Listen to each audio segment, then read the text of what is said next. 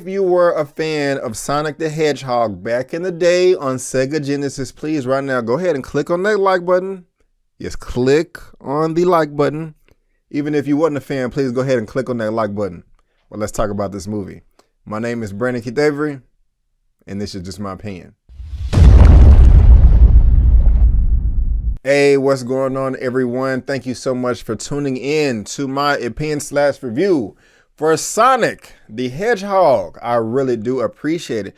And if this is your first time finding me and you want more movie reviews, trailer reactions, me responding to entertainment news, or doing television recaps, please, on top of clicking the like button, please click on that subscribe button and also that bell so you'll be notified when I make uploads, and it'll really help me out. Sonic the Hedgehog is the latest video game adaptation that is hitting our movie screens. And if you know anything about video game adaptations, most of them are not good, other than Street Fighter Assassin's Fist, which came out in 2014, but that was more of like an online release, Blu-ray, DVD release. But other than that, they're pretty bad. But now we have Sonic, and this is being directed by Jeff Fowler.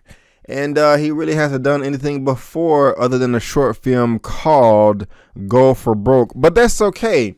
And what is this movie about exactly, Sonic the Hedgehog? Well, based on the global blockbuster video game franchise from Sega, Sonic the Hedgehog tells the story of the world's speediest hedgehog as he embraces his new home on Earth.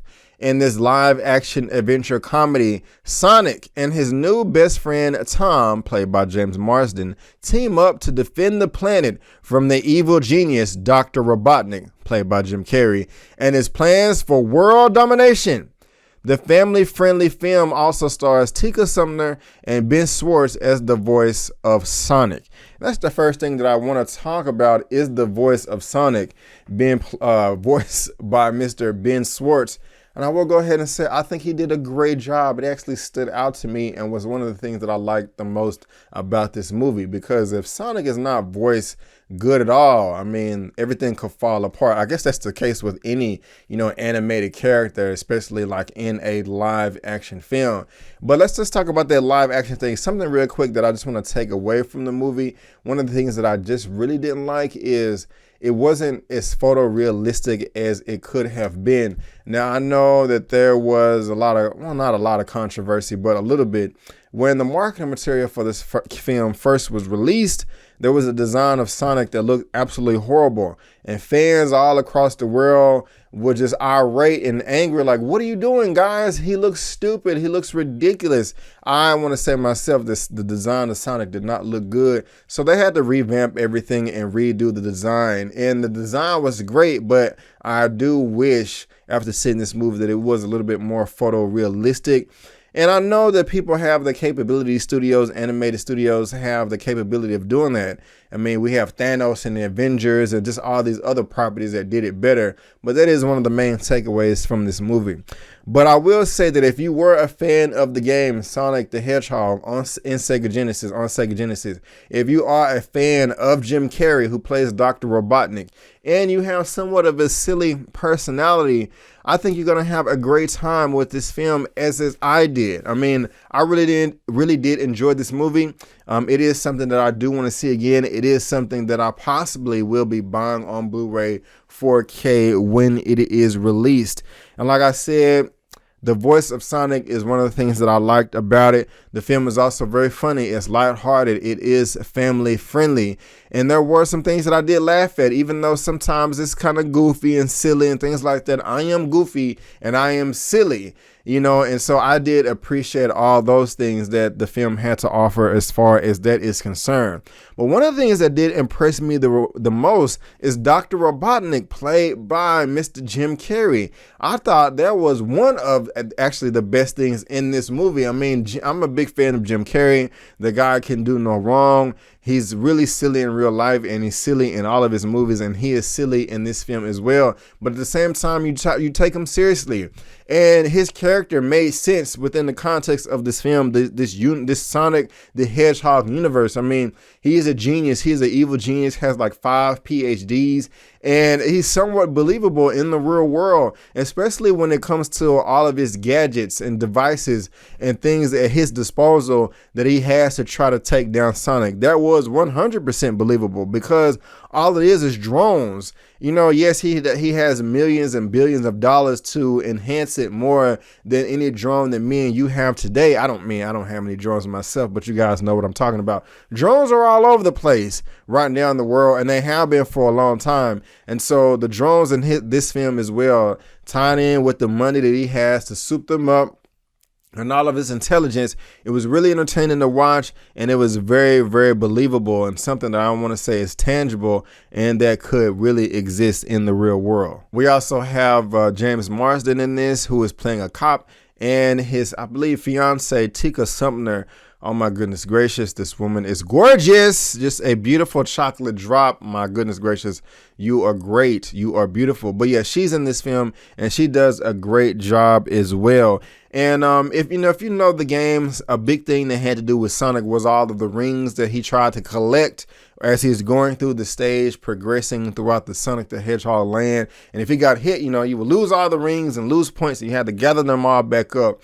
I like what they did with the rings in this movie, as far as adapting that as well. It wasn't, they didn't completely tear a page out of the video game, but when you're trying to adapt something, you can't always just do that. But I like what they did with the rings here.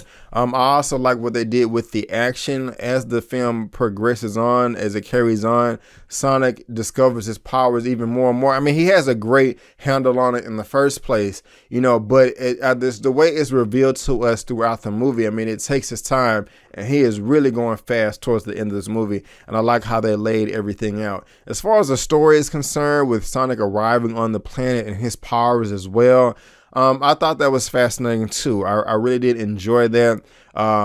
There's a lot more action towards the end of the film, but I don't mind that. If you give me characters that I like and give me a good story to follow, I don't mind you building up to a great action scene towards the very end of the film. And that's what they did here. And I thought they did a very great job with that as well. And something else they did well too is giving Dr. Robotnik the ability to be able to compete with Sonic, on who's faster, who's more dangerous, who's more powerful type of level. The way they tied that in with the story, I thought was very clever. It was a good adaptation of the video game.